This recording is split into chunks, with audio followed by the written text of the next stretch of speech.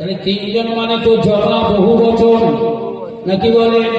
তিনজনের ব্যাপারে তো সালাম ওয়াহিদ দিলে হবে না, তাসমিয়া দিলে হবে না। তাসমিয়া তো দুজনের জন্য দেওয়া যায়, বহু বচন ব্যবহার করতে হবে, কারণ দুই ফেরেশতা আর সেই মানুষটিকে মিলিয়ে অটোমেটিক আছে তিনজনা। তাই আমাদের সালাম দেওয়ার ব্যাপারে তাসমিয়া ব্যবহার করা যাবে না, ওয়াহিদ ব্যবহার করা যাবে না, বরং জমা ব্যবহার করে আসসালামু আলাইকুম বলতে হবে। কিন্তু একই জিনিস যদি আমার রাসূলুল্লাহর ক্ষেত্রে প্রযোজ্য করা হয়, আমাদের দুই কাঁধে দুই ফেরেশতা যেমন আছে, আমার নবীর তো দুই কাঁধে দুই ফেরেশতা আছে।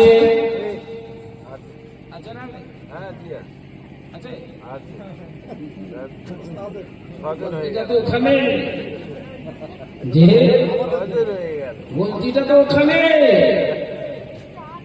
ও জওয়ান যুবকেরা,